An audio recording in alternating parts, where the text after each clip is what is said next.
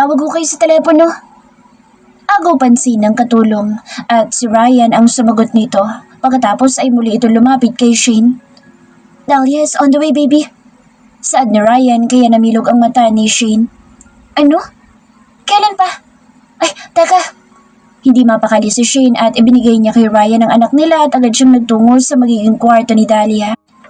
Kahit malinis ito at bago mga beddings ay pinapalitan niya pa rin at naglagay din siya ng mga sariwang halaman at bulaklak sa gilid dahil mahilig ang dalaga sa mga ganoon.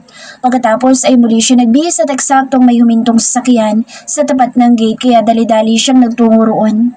Hanggang sa bumaba ang dalaga. Natutop ni Shane ang bibig ng tumambad nga sa kanya si Dahlia at agad silang nagyakapan. Napakaganda mo, Dahlia. Grabe. Mas lalo ko pang gumanda. Hiyang ka sa Amerikano. Nakangiti niya, sabi na ikinangiti rin ng dalaga. Kinuha ng kasambahay ang maliit na maleta ni Dahlia at pumasok sila sa loob. Nagyakapan din si Ryan at Dahlia hanggang sa naagaw nitong atensyon ang bibi na karga ni Ryan. Kamukhang kamukha mo, Ryan. Naku, tsaka kung magkakasundo sila ni Gabriel. Sinong Gabriel? Takang tanong ni Ryan. Tita Dahlia. Nagunahan ang kambal nang makita si Dahlia dahil naging malapit na rin ang mga ito sa dalaga dahil halos araw-araw ay kausap nila sa cellphone si Dahlia. Naku, mga dalaga na kayo. Ang gaganda niyo talaga. Masayang saad ni Dahlia at kinurot pa ang mga pisngi ng mga ito. Bakit wala kang pasabi na uwi ka pala? E da sana'y may pa-welcome party kami sa'yo. Kailan ka pa bumalik? Tanong ni Shane nang sila na lang tatlong nandoon sa veranda. Kahapon lang. Nagstay lang ako sa hotel dahil marami ako inasikaso kaya pasensya na, hindi ako nakapagsabi. Pero ayos lang, suwan na rin ako sa mga pa-party. Kaya nga ako nandito sa probinsya para makapag-relax. Nakakapagod din sa city. Litaan niya ni Dahlia at sumang-ayon naman sa Shane. Nagpaalam muna si Ryan dahil tulog na ang bunso nila at pumasok ito sa kwarto kaya naiwan sila sa veranda. Hanggang sa nakita ni Shane si Sheila at eksaktong napatingin din ang dalaga sa kanila kaya tinawag ito ni Shane. Sheila, ipakikilala kita kay Dahlia. Siyang may-ari nitong mansyon. Tawag niya kay Sheila na agad namang naglagay ng alcohol sa kamay at hinubad ang apron nitong suot at lumapit sa kanila. Nakangiti pa si Dahlia habang papalapit sa kanya si Sheila. Sheila, siya si Dahlia. Yung madalas ko'y kinukwento sa'yo. At sa kanya itong mansyon. Sikat din siyang model. Dahlia, siya yung sinabi ko sa'yo na tinulungan ako mapaanak sa mall. Magaling na doktora si... Hindi natapos na siya ng pagpapakilala kay Sheila nang dumating si Toby nang hindi nila namamalayan. Hi babe, how are you doing? Bumilis ang pintig ng puso ni Dahlia nang makita si Toby. Tiyak niyang napansin din siya nito pero hindi ito nagulat, katulad niya. It's been 3 years simula nang lisanin niya ang bar na iyon, simula nang iwan niya si Toby sa kwartong iyon. Wala na siya naging balita pa sa binata. Lumapit sa kanila si Toby na nakasuot ng suit attire. Marahil ay kagagaling lang dito sa opisina. Sobrang gwapo niya pa rin at kung may nag-iba man sa itsura ni Toby, siguro ay ang maliliit nitong balbas na mas bumagay sa gwapo nitong mukha. Nice to meet you, Dahlia. I'm Sheila. And this is Toby Giler, my fiancé. Bumigat ang paghinga ni Dahlia nang sabihin iyon ng babae. Hindi niya sukat akalain pero tinatagan niya pa rin ang sarili at kinuha ang kamay ni Sheila. Nice to meet you too, Sheila. Tugon ni Dahlia at agad niyang binawi ang kamay dahil baka mapansin ni Sheila na medyo nanginginig na siya. Siya nga pala, babe. Nakausap ko na si Romy at nagawa na raw niyang wedding ring natin. Ihatid na lang nila bukas. Yung card invitation natin ay areglado na. Shane, pakitulungan na lang kami na ipamigay ang invitation card. Nakausap ko na rin ang... Hindi natuloy ang sasabihin ni Toby nang pumihit para si Sheila sa binata. Babe, ako na bahala sa preparation. Alam kong busy ka sa office. Naglib naman ako sa ospital kaya marami akong oras. Sad ni Sheila at umamula mga mukha ni Toby at tinalikan sa noo si Sheila. Excited talaga kayong may kasal, no? Singit ni Shane. Of course. Wala na akong gusto sa buhay ko kundi ang makasal sa taong pinakamamahal ko. Sagot ni Toby at ewan ba kung bakit parang karayom na tumutusok sa puso ni Dahlia ang mga salitang binitawan ni Toby. Hanggang sa naghalikan si Toby at Sheila sa harap nila at napaiwas ng tingin si Dahlia. Pinagpapasalamat ni Dahlia na tumunog ang kanyang cellphone kaya nakalayo siya at sinagot ang tawag.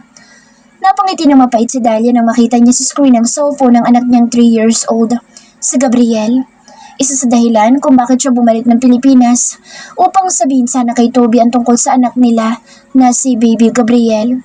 Ngunit sa naraman niya ikakasal na ito ay tila umatras at nawalan siya ng pag-asa. Muli siyang napalingon kay Toby ngunit pinagsisihan niya na lamang iyon nang nakangiti si Toby kay Sheila habang hinahalaga nito ang kamay ng babae. Mom? Tawag ni Baby Gabriel. Yes, baby. Mom's here.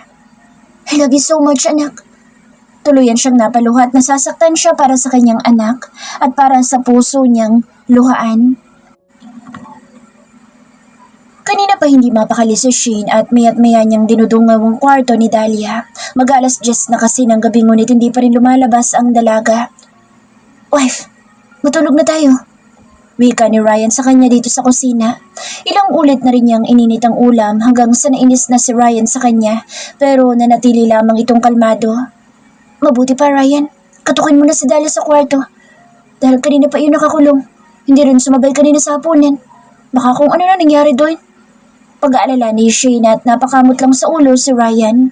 Sununod niya na lang asawa niya at gamit ang duplicate ay nabuksan niya ang kwarto ni Dahlia dahil kahit na anong katok niya ay hindi nito binubuksan. Dahlia? Tawag niya ngunit hindi sumasagot ang dalaga hanggang sa binuksan niya ang ilaw at nilapitan nito. Nakahiga si Dahlia at paghawak niya sa braso ng dalaga ay sobrang init dito kaya tinawag niya si Shane na agad namang tumakbo patungo sa kwarto. Naku Dahlia, ba't hindi mo sinabing nilalagnat ka pala? Saad niya't napamulat naman si Dahlia at inalalayan ito ni Ryan na makaupo at pinasandal niya ito sa headboard ng kama. I'm fine. Malumbay na wika ni Dahlia pero hindi kumbinsido si Shane kaya lumabas siya at nagtungo sa kwarto ni Sheila. Medyo natagalan pa si Shane dahil matagal siyang pinagbuksan ni Sheila ng pinto. What happened? Tanong ng babae. Pasensya na't naistorbo pero kasi si Dahlia, ilalagnat. Sobrang taas ng lagnat niya at nangangamba ako. Kagatlabing saad ni Shane na agad naman tumalima ang babae at lumabas ng kwarto. Nadatnan nila si Dahlia na inaakay ni Ryan na makaupo sa lamesa dito sa kusina at agad niyang pinakain si Dahlia. Chinak ni Sheila si Dahlia pagkatapos kumain at pinainom niya lang ito ng gamot. Mataas ang lagnat mo. Inumin mo ang gamot every 5 hours. Wika ni Sheila at bagyang umiti lamang si Dahlia at nagpasalamat. Babe, pinag-alala mo naman ako. Ang tagal mong bumalik. Lahat sila'y napalingon sa boses ng lalaki. Si Toby na kunot ang noo. Pasensya na babe, may emergency kasi si Dahlia. Sobrang taas ng lagnat lang yan, tsaka malaki na yan. Tara na't nabitin ako. Ani Toby at halos pamulahan ng mukha si Sheila habang si Dahlia ay nagbabalang ng tingin. Grabe ka naman Toby. Huwag ka naman ganyan kay Dahlia. Alam kong hindi naman kayo close noon pa pero sana isipin mo rin na nandito ka sa pamamahay niya. Talak ni Shane kaya umigting ang panga ni Toby. You invited us, remember? Do you think I really want to sleep this fucking house? Tumaas ng boss ni Toby at magsasalita sana si Ryan nang inunahan ito ni Dahlia. Okay lang Shane. At pasensya na kung naabala kita Sheila. Pwede ka nang bumalik sa kwarto mo at salamat ulit. Hindi pa nakakasagot si Sheila nang hinila na ni Toby ang kamay nitong pabalik. Taka naman sa Shane na napalingon kay Dahlia. May hindi ba kayo pinagkasundoan ni Toby? I mean, parang may kakaiba kasi sa mga kinikilos niya magmula kaninang hapon na dumating ka. What do you mean, baby? Takang tanong naman ni Ryan sa asawa. Para kasing, pero imposible naman. Wala, kung ano na lang naiisip ko. Sige, baby, buhatin mo na lang si Dahlia patungo sa kwarto niya at mag-aalarm ako para makainom siya ng gamot every 5 hours. Binuhat ni Ryan si Dahlia habang si Shane bumalik sa kwarto nila ni Ryan upang maghanap ng gamot. Salamat. Wika ni Dahlia kay Ryan nang maiga niya ito at inayos pa niyang unan. Kamusta kayo ni Shane dito at ng mga bata? Tanong ni Dahlia. Everything is fine. Pero sa susunod na buwan ay kailangan na namin tirahan ang mansyon namin at aalis na kami dito. Anong plano mo? Tanong pabalik ni Ryan. Napabuntong hininga si Dahlia. Paano pa nga ba ang plano niya kung sirang-sira na ito? Sa Toby ba? May bahay dito sa probinsya? Hindi siya makatingin ng diretso kay Ryan. Wala na. Hindi na rin siya kumuha ng kondo. Pero may mansyon din siyang pinapatayo ngayon para sa kanila ni Sheila. Pero sa Santa Catalina iyon? Sagot ni Toby. Tumango naman si Dahlia at pinagpasalamat ang bagay na iyon. Balak niyang dito na lang sila manirahang mag-ina sa probinsya. Ikaw, kumusta ka na? Wala ka bang balak mag-asawa? Tanong rin ni Ryan. Hanggang kailan si Toby at Sheila dito sa bahay ko? Tanong ni Dahlia na hindi sinagot ang katanungan ni Ryan. Hanggang matapos ang fiesta. Magkaibigan si Sheila at Shane dahil noong naabutan si Shane sa kabuwanan sa loob ng mall, ay si Sheila ang tumulong sa kanya na magpaanak. Hanggang sa naging malapit silang dalawa. Hanggang sa... Ryan naman, pagod yan si Dahlia. May sakit eh, nakikipagdaldalan ka pa. Singit ni Shane na makapasok sa kwarto ni Dahlia.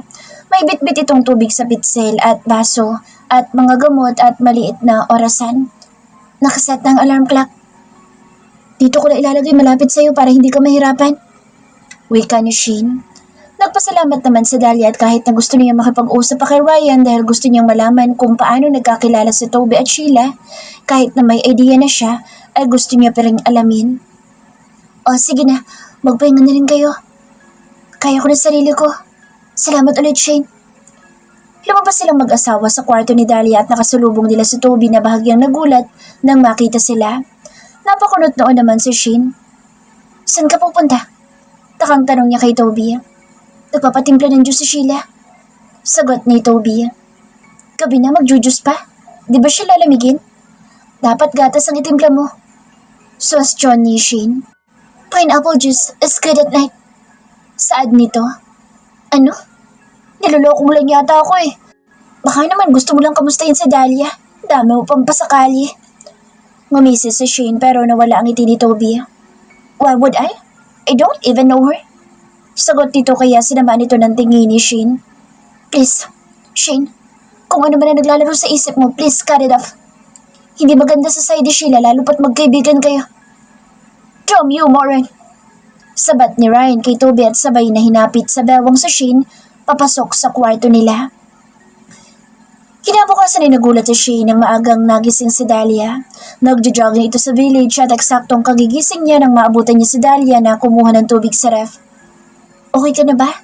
Bakit nag-jogging ka agad? Baka mabinat ka niyan. Pag-aalan niya sa dalaga. I'm okay now. Thank you for taking care for me last night, Shane. Nakangiting saad ni Dahlia kaya napangiti rin si Shane. Mabuti naman at ngumiti ka na. Akala ko kasi kung ano na nangyari sa iyo eh. Anyway, may sasabihin ako sa'yo mamaya. Hindi ko to nasabi sa'yo 3 years ago dahil natatakot pa ako pero ngayon, handa na ako. Wika ni Dahlia. Ano yun? Takang tanong niya. Mamayang gabi, pagtatapat ko sa'yo. Punta ka sa kwarto ko mamaya. Sabi ni Dahlia tumangutango naman sa Shane. Nagpaalam sa Dahlia, may meeting daw ito mamaya via Zoom. Sumapit ang hapon na hindi lumabas ng kwarto sa Dahlia at pinadalhan lang ito ng katulong ng pagkain. Sa veranda ay masayang nagmemerienda sina Shane, Sheila at Toby. Si Ryan kasi ay sinundo ang 2 bata sa school. Hanggang sa may pumaradang sasakyan sa tapat ng gate at taka sila sapagkat hindi nila kilala ang sasakyan at hindi naman ito ang kotse nila. Bumaba isang matangkad na lalaki at makisig rin ito. Umikot sa kabilang side at binuksan ang pinto. May bisita ka? Tanong ni Sheila kay Shane na agad naman siyang umiling. Baka bisita ni Ryan? Sagot ni Shane. Tininan nila ang lalaki hanggang sa may bumaba na bata na sa tansya nila ay 3 taong gulang. Napatayo na si Shane nang mamukhaan ng lalaki na may akay na bata. Reynaldo? Hindi makapaniwala si Shane nang makalapit na sa kanila si Ray. Kamusta, Shane? Nakangiting saad ni Ray. Kaya sa sobrang tuwa ni Shane ay lumapit siya at niyakap ang binata. Mangiyak-ngiyak siya dahil ito nang umpisa ng pagkakaayos nila ni Ray. At higit sa lahat ang relasyon nila at ni Ryan bilang magpinsan. What's your name, buddy? Kaagad silang napakalas sa pagyakap na magsalita sa Toby at doon palang naalala ni Shane na may kasamang bata pala si Ray. Oh, Mary, kaninong baby to? Takang tanong ni Shane. My name is Gabrielle Chu. Cute na sagot ng batang lalaki habang hawak ni Toby ang maliit itong kamay. Wait, what? Namilog ang mga mata ni Shane sa sinabi ng bata. Gabrielle, anak? Lahat sila'y napalingon kay Dahlia na lumabas na ng kwarto at halos malaglag ang panga ni Shane. Nakakabaliw ang mga kaganapan na ito. Paano? Mommy! Sigaw ng bata at agad itong tumakbo patungo kay Dahlia. What the fuck? Balutong na napamura si Toby. Bakas rin ang gulat sa mukha nito na nagpalipat-lipat ang tingin kay Dahlia at sa bata at kay Ray na nakangiti kay Dahlia. Wait lang, nagluludan pa ang utak ko. Dahlia, ano ibig sabihin nito? Ito bang sinabi mo kanina na ipagtatapat mo sa akin mamayang gabi? May anak ka na? Hindi makapaniwala si Shane na natuto pa dito ang bibig. Oo, Shane, may anak na ako. Kami ni Ray. I cannot. OMG! Litong-lito si Shane at aksidente siyang napatingin sa gawin ni Toby at babawiin niya sana ang tingin nang mapatitig siya sa binata nang malagkit ang titig nito sa batang lalaki at nang hinapit ni Ray ang bewang ni Dahlia ay lihim na naikuyom ni Toby ang kamao at sobrang dilim na mukha. There is something wrong talaga. I will investigate what the hell is going on here. Hanggang ngayon hindi makapaniwala si Shane sa kaganapan kaya't kahit sa pagtulog niya ay hindi siya mapakali. Niyakap siya ni Ryan sa bewang at naramdaman niya may tumutusok sa kanyang tagiliran hanggang sa hinalikan siya ng asawa sa kanyang balikat. Baby naman wala ko sa mood. Wika niya kaya tumigil si Ryan at tinapit siyang parap at niyakap ng mahigpit. Nagkaayos na kami ni Ray. Nakapag-usap na kami kanina. Sabi ni Ryan, ngunit hindi doon ang focus ni Shane. Sa tingin ko may hindi sinasabi si Dahlia sa akin. Bukod sa sinabi niyang may anak na siya, sa tingin ko rin hindi anak ni Ray yung baby. Ano sa tingin mo? Tanong ni Shane sa asawa tumingala pa siya. Nakapikit lamang si Ryan nang sinagot ang tanong niya. I don't think so, baby. Kamukha ni Ray ang bata. Ang kulay ng mga mata nila ay pareho. Nagmana sa pinsan ko. Tugon ni Ryan. Hindi na nagsalita si Shane at pilit na binabalikan na nangyari. Matapos kasi nasabihin ni Dahlia ang tungkol sa bata ay pumasok na mga ito sa kwarto ni Dahlia habang sila'y naiwan sa veranda kanina. Okay ka lang ba? Tanong ni Sheila kay Toby at kahit si Shane ay napansin ang pananahimik ng binata. I am fine. Sagot ni Toby at sabay na uminom ng tubig at nagpaalam sa nobya nito dahil may tatawagan daw di umano. Kinagabihan din ay umalis si Sheila at Toby at sa labas na mga ito naghapunan habang silang apat ni Dahlia at Ray ay nagsalo-salo. Inalala din ni Shane kung may nag-iugnayan si Toby at Dahlia noon pero kahit na anong pagtatahin niya ng kwento, napaka-imposible dahil umalis din agad si Dahlia ng Pilipinas. Wala pang 1 linggo matapos silang magkabalikan noon ni Ryan.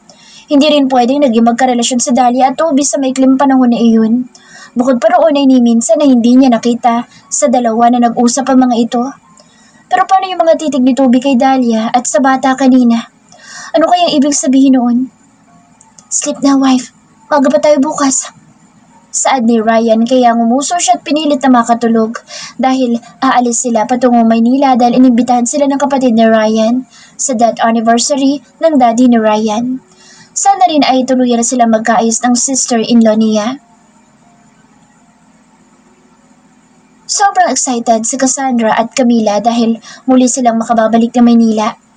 Ayaw nga sana ni Shane na isama ang anak niya dahil saglit lamang sila at may pasok ang mga ito pero ayaw namang iwan ni Ryan ng mga bata. Anong oras ang alis niyo? Tanong ni Sheila kay Shane habang tumutulong sa paghahanda para sa pananghalian nila. Mamayang 2:00 ng hapon. Yun daw ang dating ng jet ni Ryan Tugon niya. Ganun ba? Aalis din kami ni Toby. Nakakaya naman kay Dahlia at Ray kung magstay pa kami dito. Pabulong na saad ni Sheila kaya kumulot ang noo ni Shane. Bakit naman? Mababait naman sila. At isa pa, bisita ko kayo dito.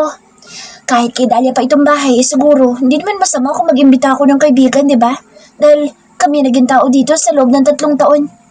Isa pa, wala yun kay Dahlia. Kaya huwag ka mahiya. Kung wala kami dito, baka bukas ng gabi nandito na din kami. Napakamot sa ulo si Sheila dahil talagang awkward para sa kanyang sitwasyon nila, lalo pat hindi naman sila close ni Dahlia. Ni minsan na hindi nga sila nito nag-usap Fine. Ako na lang bahala magpaliwanag kay Dahlia para hindi rin siya magtaka kung wala kayo rito. Basta pagbalik namin, balik din kayo dahil magjo-judge tayo sa pageant sa piyesta, ha? Pagpapaalala ni Shane na ikinangiti naman ni Sheila. Sige, tawagin ko lang si Ray at Dahlia para sabay-sabay na tayong kumain. Kumatok si Shane sa kwarto ni Dahlia pero ang yaya ni Gabriel ang naabutan niya na pinapatulog ang bata. Hindi na rin niya inistorbo ito at bumalik siya sa kusina. Nakasalubong niya si Ryan at Toby at tinanong niya kung nasaan si Dahlia at sabi ng asawa niya ay nandoon daw sa library.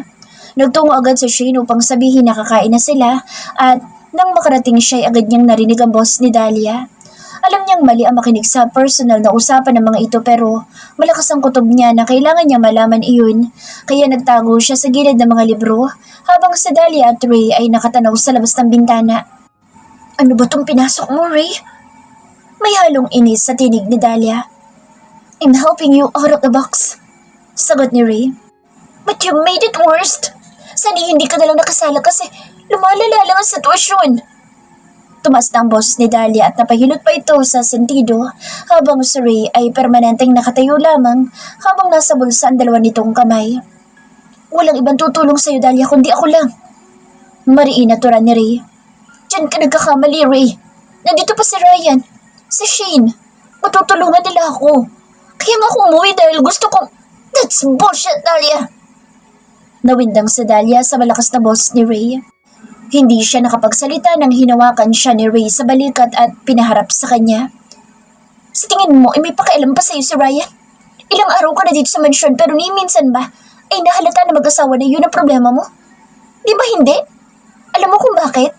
Dahil tsapuera ka na sa kanila. May sarili na silang pamilya na mas kailangan nilang bigyan ng importansya kaysa sa'yo. Wala iba makatutulong sa'yo kundi sarili mo lang. At maswerte ka dahil nandito pa rin ako. Kaya sa ayod sa gusto mo, akong kikilalanin na ama ni Gabriel at hindi ang tarantadong galar na iyon. Tuluyang nagimbal si Shane sa narinig at dahil sa kanyang gulat ay hindi na niya napansin ang pagbagsakan ng ibang libro sa gilid niya. Dahil napasandal siya roon kaya nagsanhi iyon ng ingay at huli na ang lahat dahil nakita siya mismo ni Dahlia at ni Ray. Kanina ka pa dyan? Nautal na tanong ni Dahlia kaya tumayo si Shane at lumapit sa dalawa. Hindi totoo yan, Ray. Sa una pa lang na pagdating ni Dahlia, alam kong may kakaiba na sa kanila ni Toby. Nanahimik ako hindi dahil wala akong pakaalam o kami ni Ryan. Nanahimik ako dahil hindi pa ako sigurado sa hinala ko. At bilang pagrespeto sa personal na buhay ni Dahlia, hindi ako nagtanong at hinayaan siyang magkwento. Pero parang nahihiya siya o kung ano man ang reason niya. Ngayon na nalaman ko na lahat. Tutulungan kita, Dahlia, na masolusyonan na lahat ng ito. Sasabihin ko kay Ryan na totoo. Mag-usap-usap tayong apat upang magawa ang dapat na gawin. Litaan niya ni Shane kaya mangiyak-iyak si Dahlia at ginagap ang kanyang kamay. Samantalang si Ray ay ngumisi lamang at umiling-iling. So, sa tingin mo kapag nalaman ni Gilar ang tungkol kay Gabriel, ay pananagutan niya ang mag-ina at aabandonahin ang fiancé niya? Ganun ba ha, Shane? Asik ni Ray. Walang lihim na hindi nabubunyag, Ray. Mas magandang maaga pa lang ay malaman na ni Toby ang lahat para makapagdesisyon siya kung sinong pipiliin niya. Kahit anong gawin mo at pag-iwas, lahat ay masasaktan. Magtiwala ka sa akin, Dahlia, dahil walang patutunguhan kung puro pride ang pinaiiral. Hindi ko alam kung paano nangyari at umabot sa ganito ang sitwasyon ninyo ni Toby pero bilang kaibigan, ang payo ko lang sa'yo, wag mo kaming gagayahin ni Ryan. Napagigante at pride ang pinairal at nagsayang lang kami ng 22 taon. Hanggang ngayon pinagsisisihan namin bawat oras sa bawat araw na nasayang. Kaya sana hindi ito mangyari sa inyong dalawa ni Toby. Salamat, Shane. Maraming salamat. Umiyak na ng tuluyan sa Dahlia at niyakap ito ni Shane habang si Ray ay hindi pa rin kumbinsido. Sa oras na gaguhin ka lang ng galar na iyon, ay ilalayo ko kayo ni Gabriel mula sa kanya. Hinding-hindi ko nahahayain na gambalain pa niya kayo. Dahlia. Naging maayos ang pagdating nila Shane sa Maynila at mainit ang pagtanggap sa kanila ng kapatid ni Ryan. Sakay sila sa van patungong sementeryo at doon ay nagsagawa ng misa para sa ama at ina ni Ryan. May konting salo-salo din at magkakasabay din silang bumalik sa bahay ni Stephanie.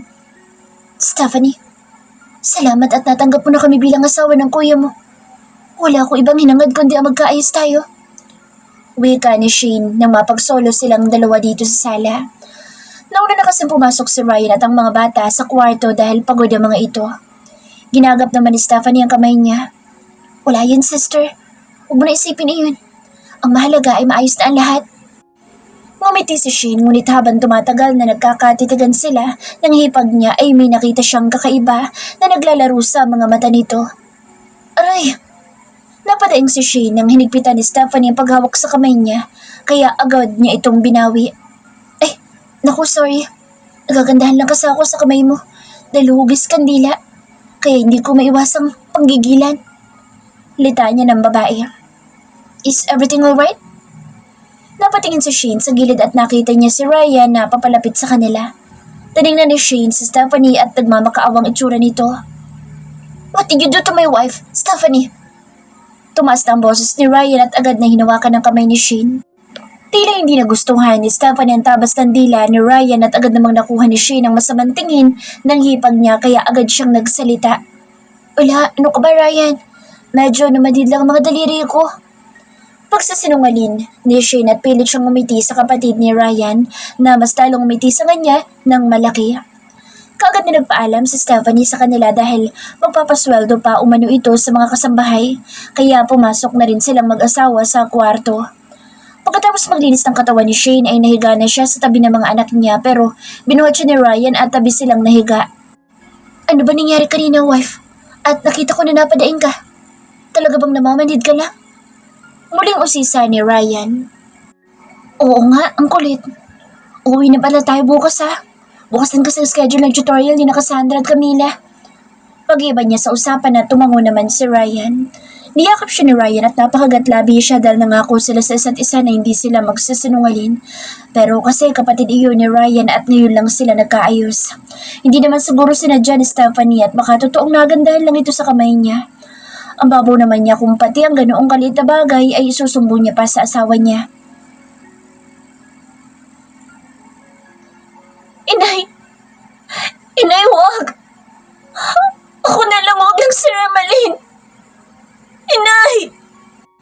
Napabalikos ng bangon si Ryan at Shane nang sumisigaw si Cassandra at agad nilang niyugyug si Cassandra. Anak, ano nangyayari? Anak, ayos ka lang ba? Pag-alala ni Shane at nagising si Cassandra na umiiyak. Hawak ni Ryan ang ulo ni Cassandra at pinupunasan ang mukha nitong pawis na pawis. Napalingon si Cassandra sa paligid at napatitig ito kay Camila na ngayon ay nagising na rin at sa bunso niyang kapatid.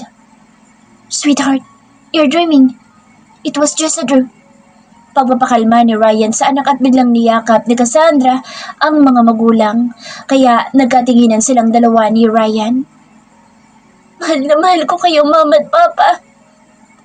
Mas lalong umiyak si Cassandra kaya umiiyak na rin si Shane ng palihim. Hanggang sa nakatulog muli si Cassandra pero sila mag-asawa ay hindi nadalawin ng antok. Ryan, sino yung binabanggit niya kanina na Rimalin? At bakit niya ako tinawag na inay? Hindi naman yun ang tawag sa atin ng mga anak natin, di ba? Camila ang pangalan ng kakambal niya at hindi Rimalin.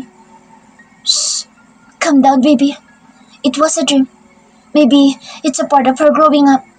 Pagbalik natin sa probinsya, dadali natin sa psychiatrist si Cassandra para maliwanagan tayo sa kung ano man ang panaginip niya. Magdamag na wala silang tulog at binabantayan lang nila si Cassandra hanggang sa nag-umaga at nagising ang tatlo nilang anak. Muling bumalik kay Cassandra ang nangyari kagabi. Ang eksena nila ni Stephanie at ang panaginip ni Cassandra. Hindi siya mapakali kaya kahit na mainis man sa kanya si Ryan at ang kapatid nito ay kailangan nilang makaalis sa bahay na ito. Nang lumabas si Ryan ay nag-ready na sila mag-iina. Bumalik si Ryan para sabihin na mag-aagahan na. Sa lamesa ay hindi mapakali ang mata ni Shane dahil masayang-masaya si Stephanie at kulang na lang ay subuan nito si Cassandra. May mali sa kapatid ng asawa niya pero hindi niya magawa magtanong o prangkahin ito. Lalo pat mukhang masaya din si Ryan at tinahagod-hagod pa nito ang likod ni Stephanie. Tama na sa pagkain mga anak. Huwag masyado magpakabusog lalo pat mabiyahe tayo. Saad niya upang matigil lamang si Stephanie. Hinihimayan pa kasi nito ng hipon at manggang hinog ang kambal at hindi niya talaga gusto itong nararamdaman niyang kakaiba sa ikinikilos ng sister-in-law niya. Sir, may konting diferensya ang jet. Ipaayos ko. Bakit? Ano nangyari? Maayos naman yan kahapon ah. Tumaas ang boses ni Shane nang sabihin iyon ng tauhan ni Ryan. Yumuko naman ang tauhan at kung ano-ano ang sinasabi nito at ni isa'y walang naintindihan si Shane. Magbarko na lang tayo, baby. Magpapabook ako ng VIP room. Saad ni Ryan. Hindi, ayoko. Magpakuha na lang tayo ng ticket at mag-aeroplano tayo. turan ni Shane. Fully book ngayon. Wala kayo masasakyan. Magbarko na lang kayo. Napalingon si Shane sa boses ni Stephanie na bigla na lang sumusulpot at hindi siya nagsalita dahil baka hindi siya makapagpigil at kung ano pa ang masabi niya. Magbarko na lang tayo, baby. Wala tayo ibang masasakyan kundi... Ayoko nga. Mag-hotel na lang tayo hanggang maayos ang jet. Saka tayo uuwi. Giit ni Shane. Bakit pa kayo mag-hotel eh? Libre naman sa bahay ko. Suwestyon ni Stephanie. Sabihin mo nga sa akin, may kinalaman ka dito ano? Plinano mo ba to? Hindi na napigilan ni Shane ang sarilit na naraytyon niya sa Stephanie. Ano? Ano bang ibig mo sabihin? Bakit ba pinagbibintangan mo? Minsan mo na akong trinidor. Hinulog mo si Cardo sa dagat noon at hindi imposible na gagawin mo ulit sa akin ngayon. Sabihin mo pinaplano mo kung ayaw mong ibalik kita sa kulungan. Shane! Tumas na rin ang boss ni Ryan at biglang umiyak si Stephanie. Bakit maganyan ka? Akala mo ikaw lang may karapatang magbago? Baka nakakalimutan mo kung saan ka lumaki at kung ano naging buhay mo. Pero nagbago ka at pinili ang tama, di ba? Kaya ganun din ako. Ganun din ang kuya ko. Sana naman, Shane, isipin mo rin ang nararamdaman ng ibang tao. Dahil hindi lang ikaw may karapatan na magbago ng buhay. Tinanggap kita na maayos sa bahay ko kahit ayoko makita ka dahil naalala ko lang naging buhay ko sa kulungan. Pero alang-alang sa kapatid ko, buong puso ko na kayong tinanggap. Pero ito pag isusukli mo, pagkatapos ng lahat, napaka-judgmental mo naman.